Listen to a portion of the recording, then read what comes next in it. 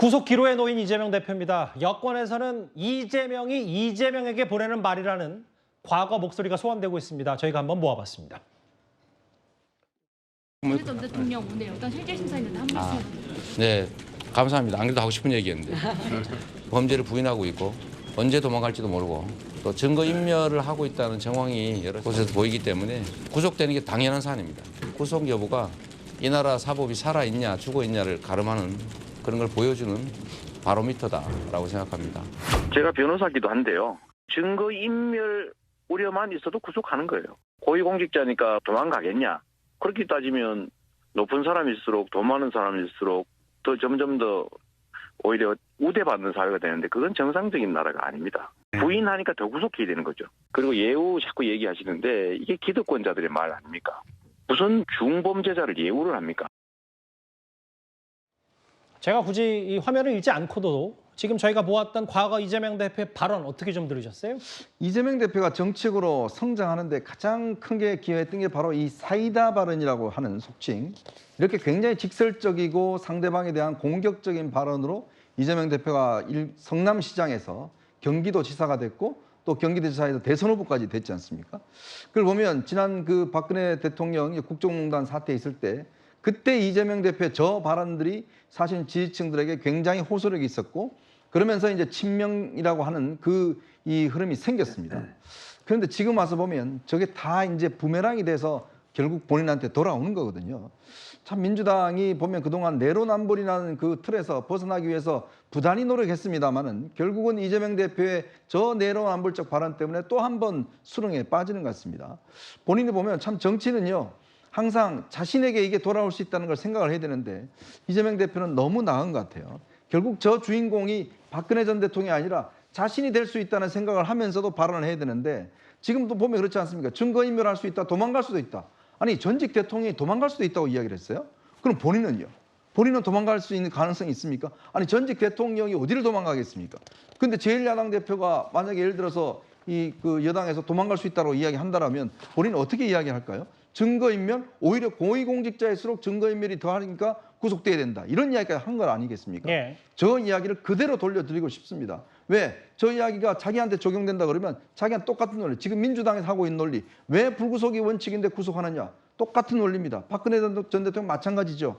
그 이야기를 민주당 지도부도 한번 되새겨 봐야 될 것 같습니다. 그래서 여권에서는 이재명이 이재명에게 보내는 말이다라는 얘기까지 좀 나온 것 같고요. 서영지 부대변인, 네. 저희도 중간 정리를 좀 해볼게요. 오늘 한국일보 보도를 좀 보니까 기사화가 됐는데 어쨌든 국회의원 구속영장 체포동의안이 가결됐고 10명 가운데 8명은 구속이 됐다. 이게 해석하기로는 영장 판사 출신의 말은 동료 의원들이 체포동의안을 가결했다는 건 영장 발부에 상당한 근거가 될 수 있다. 물론 유창훈 판사가 법리와 원칙대로 하긴 하겠지만 입법부에서 사법부로 넘어오는 과정이 이런 거기 때문에 발부 가능성이 높다라는 관측도 있는데 민주당 내부에서 좀 어떻게 바라보고 있습니까? 일단은 이제 민주당은 일관되게 이 검찰의 지금 영장 청구 자체가 그 증거가 차고 넘친다는데 왜 이렇게 영장을 청구를 해서 구속을 시키려고 하지? 결국에는 증거인멸에 주목하는 이유는 반드시 구속을 시켜서 야당 대표의 어떤 여러 가지 좀 이렇게 그 범죄자의 이미지를 더 씌우고 민주당에게 전체 그런 이미지를 주고 싶은 어떤 정치적 의도가 있지 않냐. 그런 의미에서는 증거인멸과 도주이론은 없다고 봐서 기각이 되지 않을까 보고 있어요. 하지만 이제 역대 황제로 보면 그래서 이 국회에서 가결이 됐던 10건 중에 8건이 발부가 됐다는 측면에서는 한 80%가 발부가 됐다고 볼 수 있죠. 그랬을 때는 지금 전담 판사 출신 A 변호사는 저렇게 얘기할 수 있는 근거는 될 수 있을 것 같습니다. 예. 하지만 이제 당내에서는 확신하는 것은 이게 제대로 된 그리고 합리적 판단하는 판사라면 이 이재명 대표에 대한 이 검찰의 영장 청구는 좀 이거를 발부하기에는 어떤 알겠습니다. 법관의 양심에 좀 거스르지 않을까라는 측면에서 합리적 판단을 할 것이다. 좀 그렇게 보고 있습니다. 누구 예상이 맞을지는 몇 시간 안 남았습니다. 80% 그동안 체포동의안이 가결됐던 의원들 10명 중에 8명이 구속이 됐기 때문에 여러 가지 그 미리 해석을 좀 할 수 있고요. 저희가 한 10분 정도마다 서울중앙지법을 연결해서 이재명 대표가 나오는 모습을 좀 미리 한번 예측을 좀 해보고 있는데 아직까지는 조금 더 시간이 걸릴 것 같아요. 뉴스탑 10 시간 안에 나올 수도 있고요. 잠깐 카메라 플래시가 터졌는데 이거는 뭐 이재명 대표가 나오는 모습은 아닌 것 같고.